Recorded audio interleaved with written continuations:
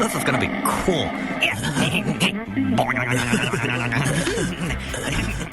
The topics and opinions expressed on the Dudes and Beer podcast are intended for an audience of 18 and up and are solely those of the host and guests. They neither reflect the opinions or values of either the sponsors of Dudes and Beer or your mother. I mean, seriously. Have you ever heard these guys? They'll talk about anything. Whoa, hey, you think they're going to show it? They'll probably just blur it out. Whoa, check it out, Beavis.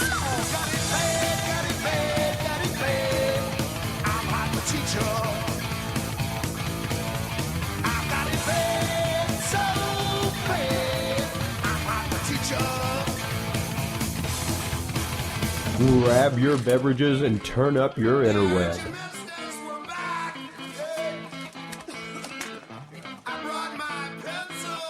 Solving the world's problems 12 ounces at a time. It's Dudes and Beer.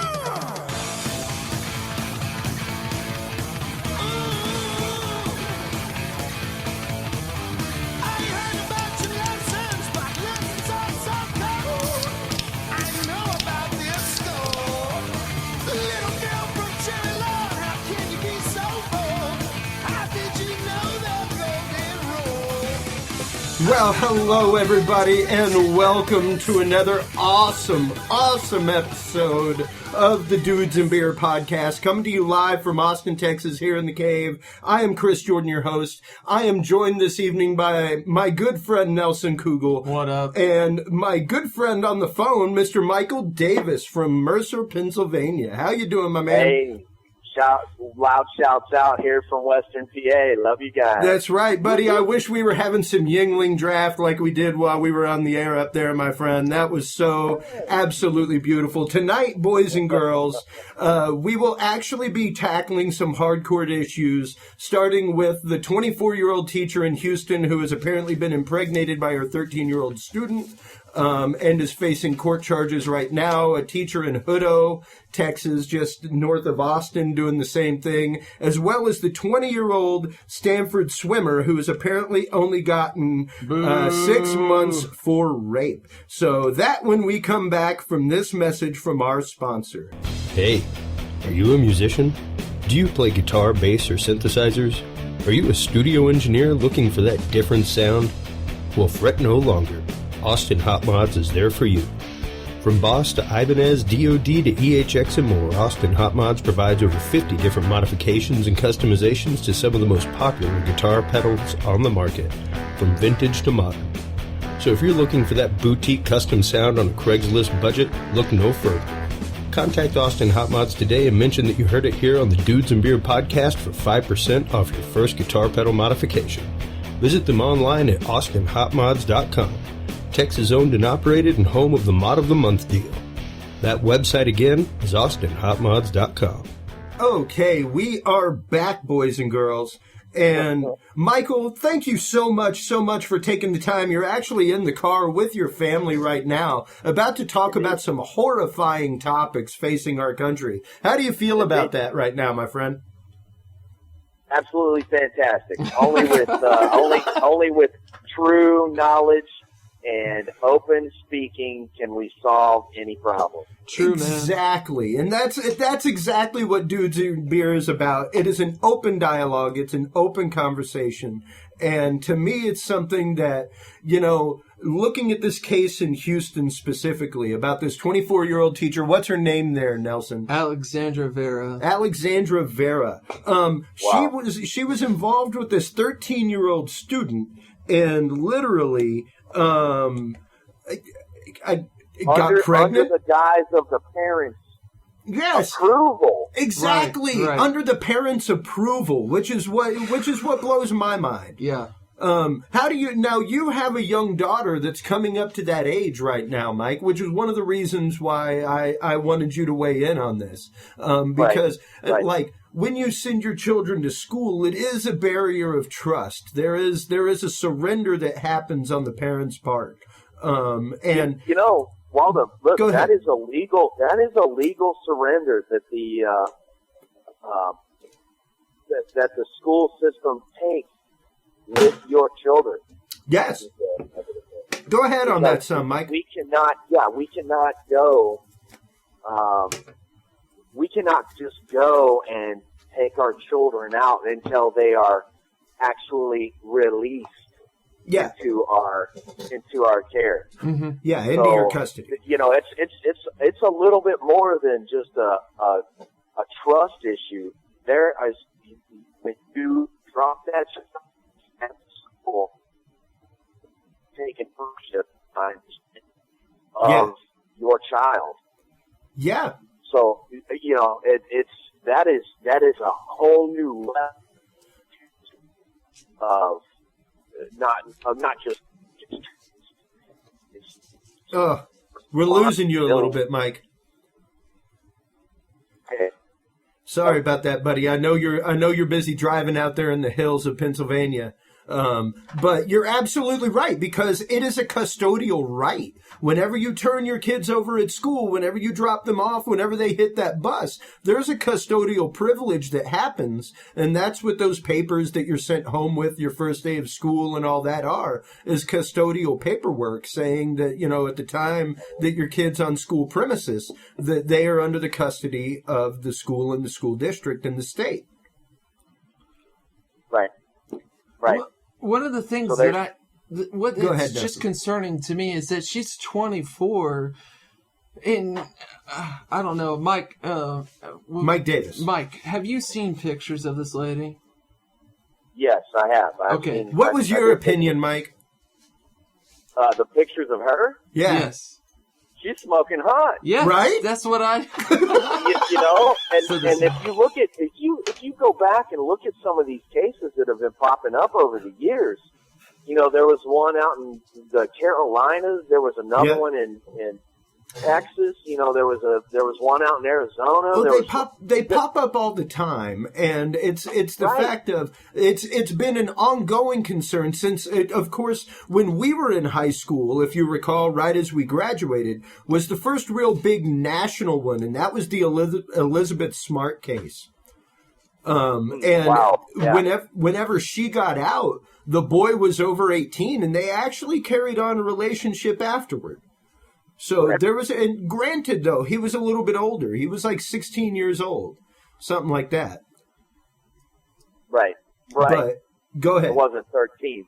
Right. No, yeah. 24. You know, and it seems like these are particularly if it's the female seducer. Yeah. These girls look pretty hot. Yes. Yeah.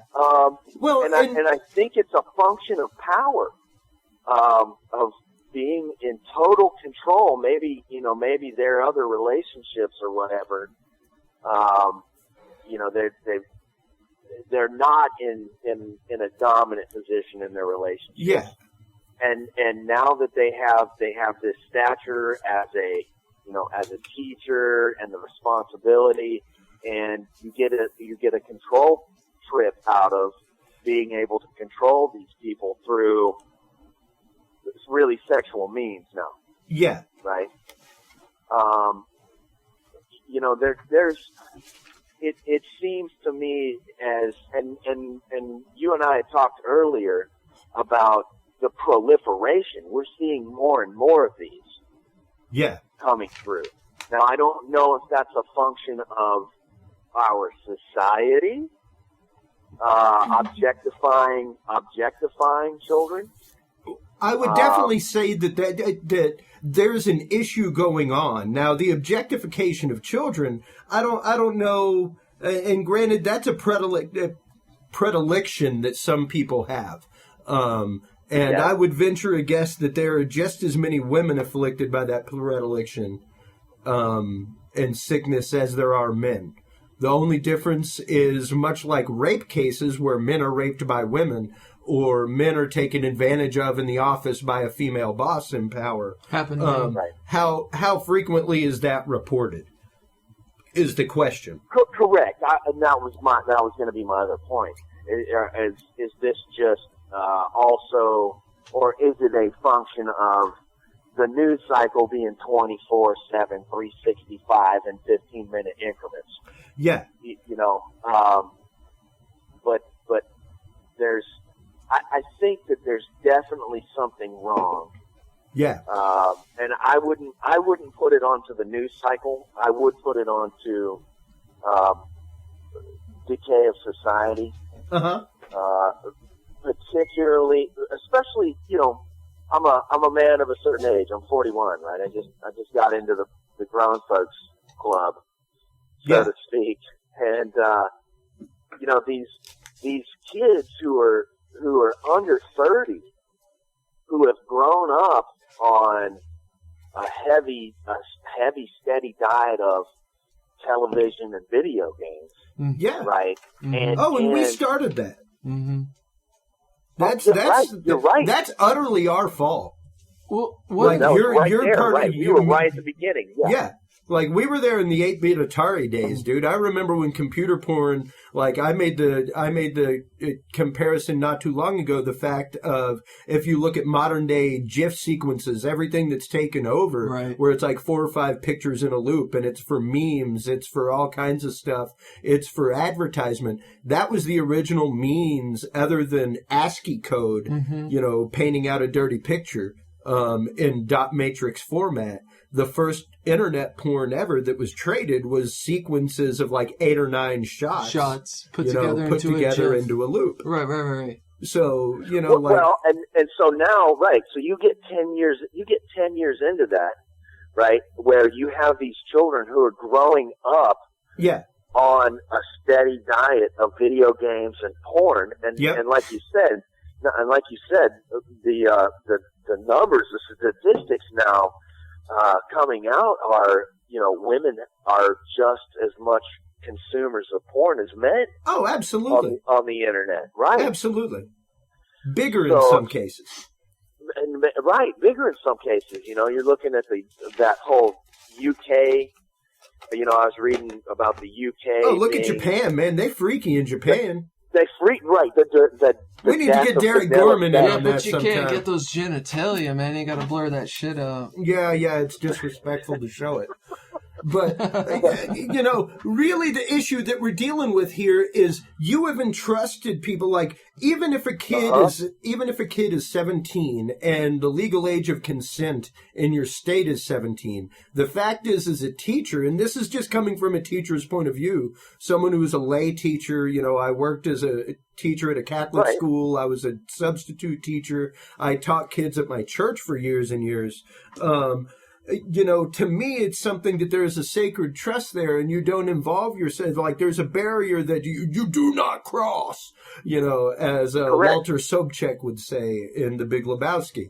It's like, there's, to me, and we're going to talk about this here in a minute with my mom, a loss of discipline in the classroom and a substitution of friendship. Much like there is with our generation, unfortunately, Mike, with our children, where we're more worried about being the kid's friend than we are about being their disciplinarian and their mentor and their teacher in life. Well, I don't know. Yeah, you might be able to speak to your own thing, but right. No, as a father of a daughter who's 11 and a son who's 9 and a son who's 5. Yes. I can see that the theme of objectification, right? Not just in movies, but also in television and Disney Channel and Nickelodeon. Oh, sure. Right? We have hypersexualized these children. And once you have a compromised operating system, as this 24-year-old did there in Texas, her decision making process is compromised because she actually never matured beyond a 2D, a flat power, black and white power struggle, right? Kind of a cartoonish, way of seeing the world, and this 13-year-old is right in with her, saying, yeah, this is okay, let's just hook up, baby. Right. And the family's right there with her saying, yes, please hook up, baby. Well, what's even crazier, Mike, where you're coming from with a family of 3 kids, is Vera, when she discovered the boy had gotten her pregnant, the couple told the boy's family, according to the teacher, they were ecstatic and supportive of the 13-year-old and the 24 having a family and a child together. Yeah. And with the 24-year-old, if she's having a relationship with a 13-year-old, she has no right in her mind to start a family. Yeah. She's crazy already. Yeah. Well, Mike, I want to thank you so much for taking the time to weigh in tonight, buddy. It means the world to me. Appreciate it, bro. You know, it contributed a lot to the conversation. I think it really opens up the dialogue a lot for what we're about to talk with my mother, who was a teacher of 20 years, everything else. So thank you so much, my friend. No problem. Hey, Nelson, be cool. Thanks, man. Great, man. Drink one for me. And for sure. My brother, I love you. I'll talk to you later. I love you too, brother. We I'll hope talk to have you back soon. on the show. Peace. All right, we will. Bye-bye. All right, peace. All right, everybody. That's Mr. Michael Davis, and he is one of my best friends in life. He's somebody that I go to for counsel on all kinds of things, and we talk about the stuff going on in this country and what we've seen change just since we've known each other, and it blows our minds. Right now, we are actively dialing my mother in Katy, Texas. Hello, Ma. Yeah. So let's see. We got Mom ringing right now. She should be listening, in theory. Hello? Hey, what's going on, Mom? I'm listening to you on the radio. Hey, fantastic. All right. Well, go ahead and stop listening. Go ahead and mute that so the delay doesn't distract you or anything. I've always wanted to say that. I feel like I'm Art Bell now. This is Randy's iPad. I don't know what to do. Well, here's the simple Sammy thing. Set the iPad down and put a pillow over it and walk far away from it. Okay, I think I... Okay. Now... Thanks. My mother, ladies and gentlemen, Brenda Jordan, is actually a 20-year teacher. She's certified for special ed and ESL in the state of Texas. She's recently retired, but spent years teaching junior high and high school, and has been a firsthand witness to improper relationships between teachers and students. Now, Mom, we talked a little bit about this today. We're talking about the 24-year-old teacher there in Houston. Give us your thoughts on that right now. Other than it being a sick situation? Yeah. Because, I've been listening in, and I can tell you that there's a moral decay in our society. The family unit, as it used to be, where you would sit down, have dinner together in the evening and talk. Yeah. And, but my generation, that's where we got all of our communication from. Dad worked, Mom was at home, but that's where we found out what everything was happening, what was going on and what needed to be done. But in those conversations, we were taught, as one of the gentlemen said a few minutes ago, what was right, what was wrong, and where that boundary was. Well, you take away that, then all of a sudden, the kids are having to make these decisions on their own. They don't know how to do these gray areas. And the key word there that you just said was kids. Yeah. Yeah, exactly. 24, 13, they are very young, very uninfluenced by the society. All studies have shown right now that adolescence really stops at 25. Yeah, most definitely. Well, this is true, but then again, we have kids in our family that started teaching at 24. Yeah. But they've got their families, the family unit was a total intact unit. Yeah. And, even though there's a missing parent, there's still got to be some communication going on. Whether it's a mom with sons, like I had, and said, should you ever be with a girl? And she says, no, you better hear it loud and clear and walk away. Yeah. But doesn't mean no anymore. Well, and I want you to specifically because that's a big situation. You know, we're looking at Kaz right now being in court for the same thing that this kid in Stanford not even has been accused of. He's convicted now. He's a rapist. And he only got 6 months probation. Now, like, I personally know people in my life, including someone very near and dear to me when I was young, as well as people in my indirect family now, who have been the victim of rape, who have been taken advantage of, who have had that happen. And the fact that you know, for some reason the leniency was given to the rapist because it might damage him, you know. Well, right. Forget about the lifelong damage that he's done to the young lady. Yeah, exactly. We don't want to taint his reputation too bad, right? So that he can still have a productive life. Yeah. Well, in the meantime, this poor girl, who, from what I read, was intoxicated and didn't know what was going on. Yeah. She had no means of consent. Yeah, she was at a party, drank too much. But what disgusted me the most, Brenda, is when her dad said... His dad said 20 minutes of action doesn't have any, shouldn't have any effect on the rest of his life. Yeah, shouldn't overshadow the rest of what he's done. So, how long does it take to pull a trigger on a gun? Exactly. Well, a tenth of a second. Yes. And, and so we say, for that tenth of a second, we don't want to ruin his life forever. Yeah. Sure, there are mistakes to be made. But when you put on the college campuses all the beer that's available to these kids, especially if they're in a state where drinking age is 18, there's an overindulgence, and it starts in high school. Yeah, I mean, it does. Think of the high school. It starts in junior high. Yeah, it starts in middle school. Starts in middle school, man. Oh my word! I would hear the kids in middle school, and I mean that's 6th, 7th, and 8th. You're lucky that I never did things like that while you were away at work, Mom. No, me too. You're lucky you never did things. Like yeah, that's true. I'd have gotten my ass handed to me straight up. Go out and find the switch and bring a good one. Was the motto.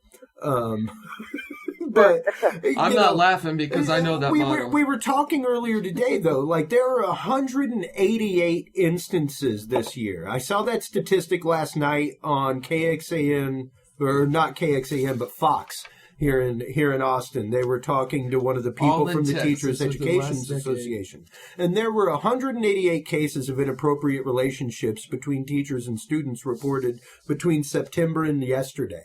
Now, granted, there are only 187 days in the school year, so across the state of Texas, there was one inappropriate relationship reported per day.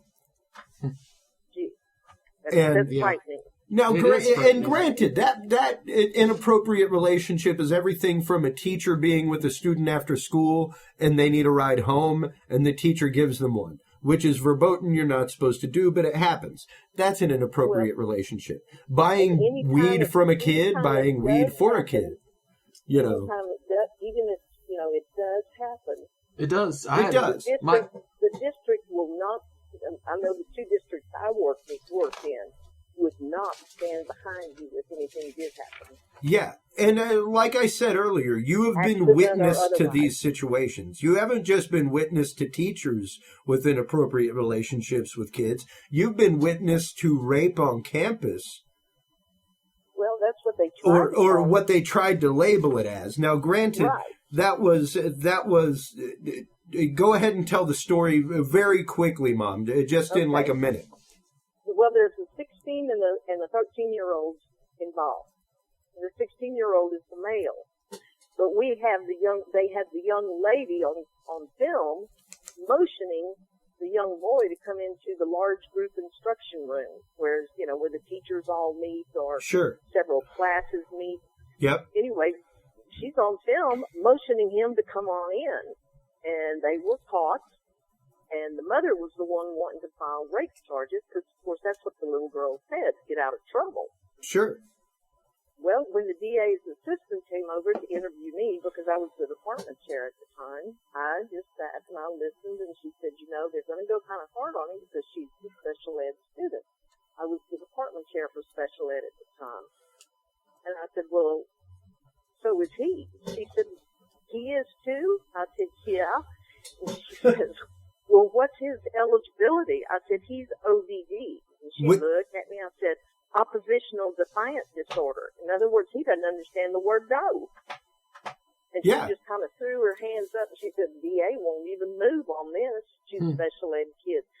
So my problem with the whole thing was this wasn't that it was a permissive type of situation. Well, and it wasn't where she was caught unawares or caught in trouble. Or it wasn't where they were at the same party getting drunk or something and they both went into a bedroom and something happened. And they've been flirting all night. He found her passed out on the street and purposefully dragged her behind a dumpster. Exactly. Fucking ass. I mean, how romantic. Sorry. That's my mom on the phone. I'm sorry. When we would catch kids in the boys' bathroom, all I could think of was, oh my God. The romanticism. Oh my God is what the F in my words. Well, and the thing is, like, there is a culture of this going on in America. It's going on in Hollywood. It is. Like Mike said, even the sexualization of our children on television. You look at people like Miley Cyrus who've grown up in it. And what have been the impacts on her? You look at a 13-year-old student. Go ahead, All you have to do is go to a department store. Take a look at the clothes that they're selling for young kids. I mean, for 8-year-old girls. 10, 11, or 12. It's the same kind of outfits if they think it's so cute to dress them up. Well, like the Abercrombie model catalogs were like that back in 2000. Yes. Exactly. Now, I mean, in our society today, there's just such a permissiveness going on. Kids are allowed to do so much more at so much of a younger age, and they don't have the decision-making process. No, they don't. They don't. When we talk about that gray area of acceptability or what's appropriate or inappropriate, they don't know what those words mean. No. They want a black and white definition. Well, and black and white definition. Not just that, they also don't have the decision-making skills frontal lobe-wise yet to see far-reaching consequence to action. Right. Thinking with a different head. So, it's like I told Chris earlier today. I remember being in high school, and we had a student teacher. The rumor was she was infatuated with one of the junior boys who had failed a year, so, he was almost 18. Well, in his senior year, when he turned 18, they eloped. And that's something that I spoke about today with Amy's mom, is the fact that on the news. these things have existed for a long time in the shadows. How long before they come out to light? And that's what's happening now, is that the crow is actually coming home to roost. Yeah, everything's reported on the news nowadays. Well, hey, this whole relationship started on social media with an Instagram account. Give me your Instagram, was what the kid asked. So, like, that's the thing. Like, why are you sharing that information with the student? These are things that are talked about. These are things that you spend painstaking hours in, in services and stuff covering. Well, not only teaching in public schools, but also having taught at our church for many, many years. They started years ago. Yeah. In our church. Yep. Veritas training. And Veritas is what they called it. If you wanted, and it was more or less adopting the Boy Scout motto of open door or too deep. In other words, you counsel with the kid, you either have an open door, so they can't say anything happened behind closed doors. Yep. Or you have two adults in the room. So I adopted that policy early on as a teacher in a public school. I never counseled with any of my students that I didn't have another adult in the room. Absolutely. And most of the time, I would type up a synopsis of the meeting and go and have that person sign off on it. Well, and that's just it. And I would keep a copy. But people don't do that now. Yeah. You know, and they take shortcuts. And I can't say it's just age, because, geez, look how many 40-year-old men we have doing the same thing. Exactly. And, you know, Mom, I want to thank you so much for taking the time to join us tonight, to weigh in on this as someone who was a teacher for years, who had protocols to follow, who witnessed this happen in classrooms, between teachers and students, between students and students, everything else. So thank you so much for taking the time. I appreciate it. Brenda Jordan, everybody, my mother. Brenda! I love you, Mom. Nice to join you guys. Absolutely. We'll talk to you soon, all right? Love you. All right. Bye. Bye-bye. And, you know, that's just it. Like, it's the fact of...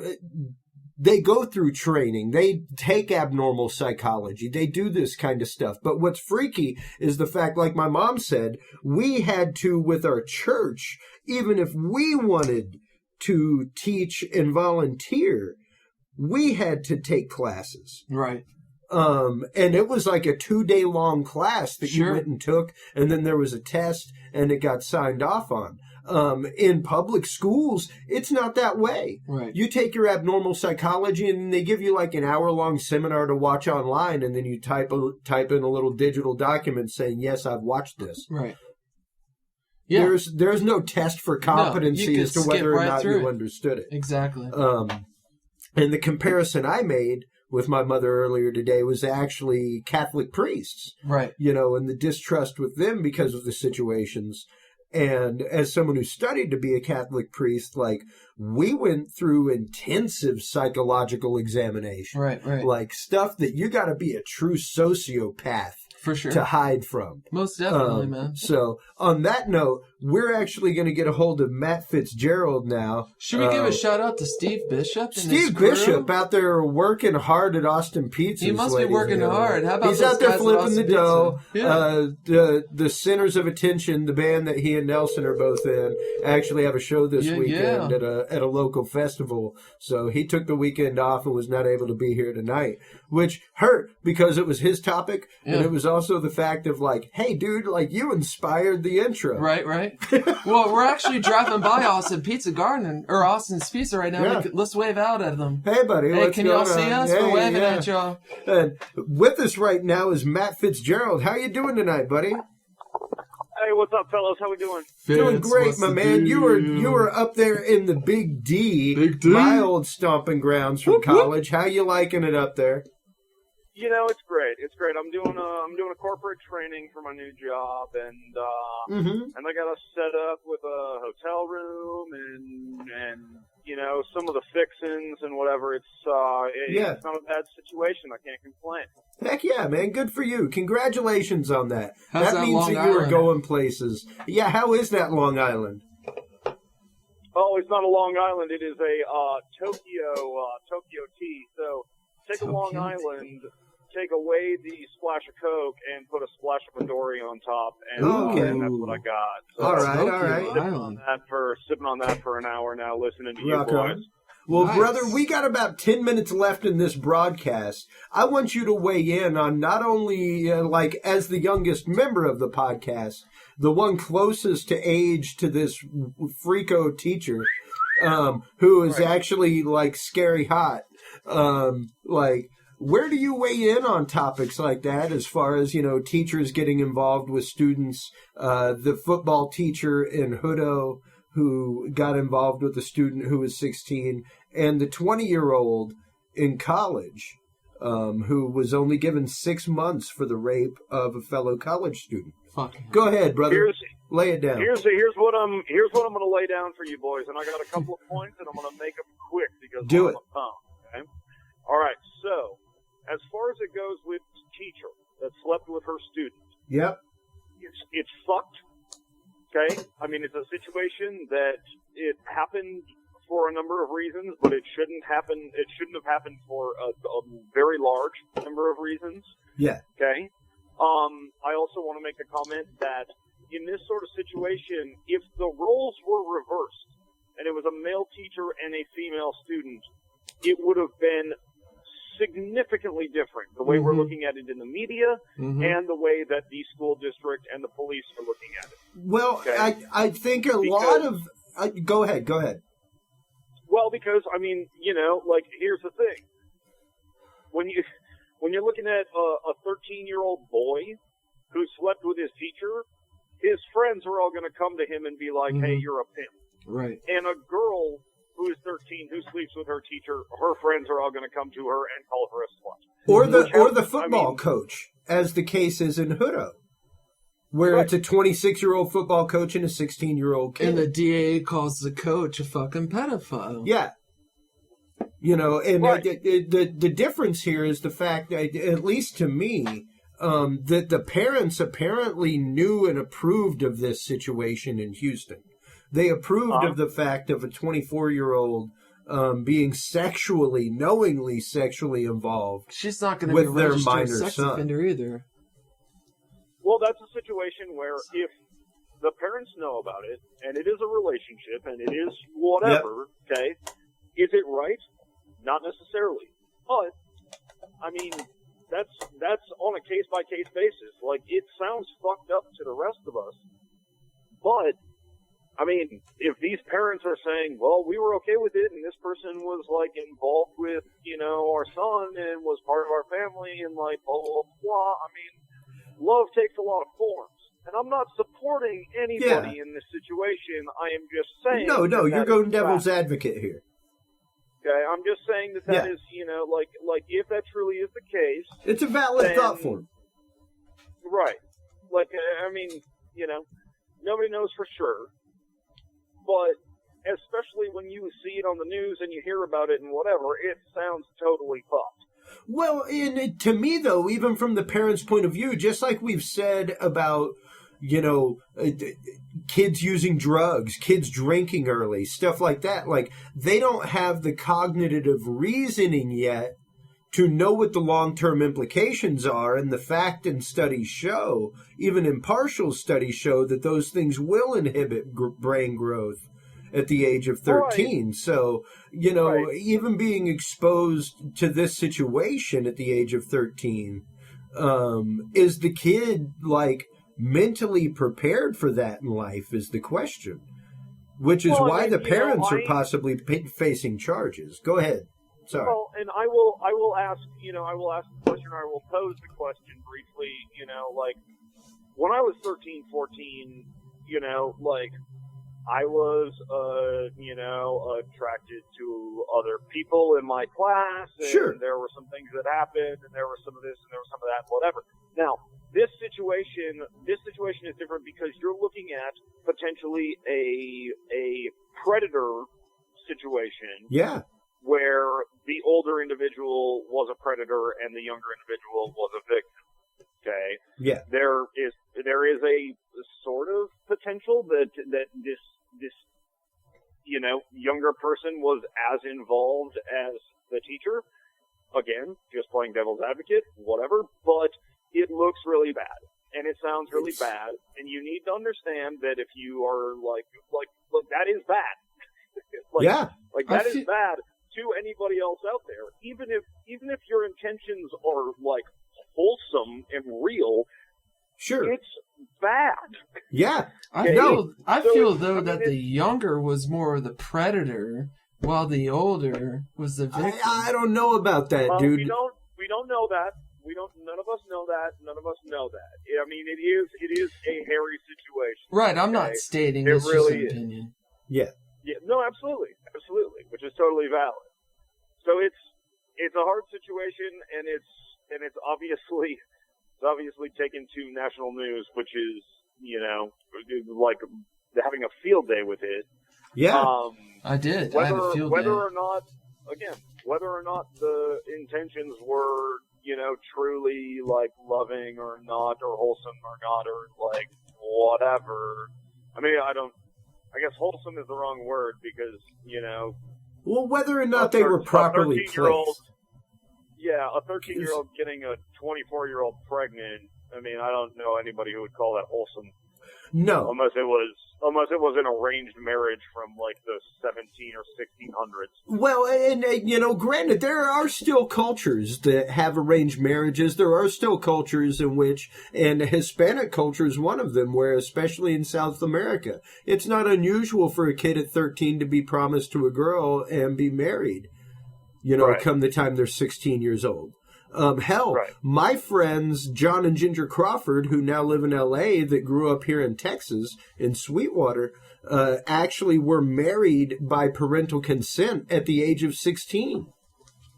They got married. And they're still married to this day, and they're one of few examples that I've ever known or heard of where at 16, other than like back in the day, like our grandparents and great-grandparents, where they got married at 17. Because at the time, if you were like 20 years old and you were single, like, what's wrong with you? Right. Most definitely. Like, and culture has changed. Culture is different.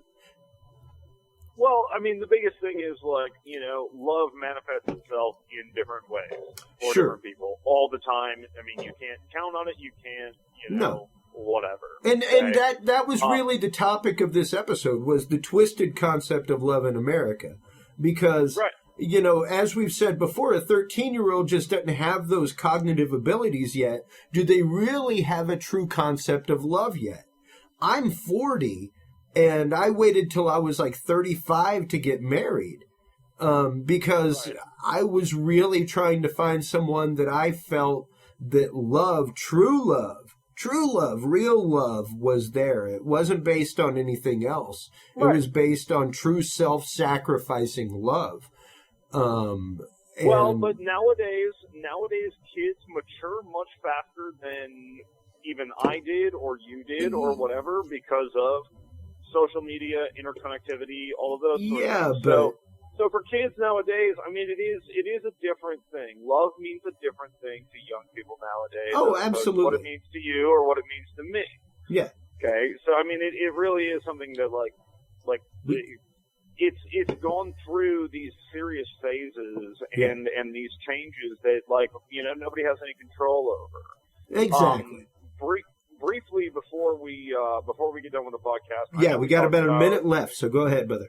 Okay. I know we talked about the kid at Stanford. Okay? Mm-hmm. I believe, in my opinion, and I am Matt Fitzgerald, and I approve this message, I believe that kid should be hung in the town square. Exactly. I don't care how fucking inebriated you are. When you come across a girl who is unconscious, you do not hop on. Right. You fucking call the cops. Yes, sir.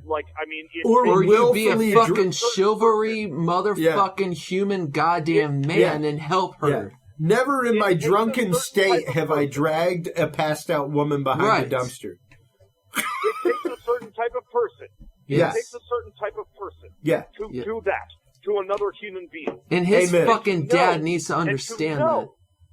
To know that person is unconscious and not in the right mind and not even with it with the world, and to do something like that to that person. That's a monstrous thing. A certain type of mind, and it takes a certain type of person to do that, and that type of person deserves to be fucking hit with a firing squad. Yes. And you know what? That's the last point I will make. Hey, and that's a beautiful point to make, Matt. On that note, we're going to let you go, brother, and we're also going to end this episode of Dudes and Beer. Thank you so much for tuning in. Please tune in, dudesandbeer.com. Appreciate y'all, guys. Thanks for listening.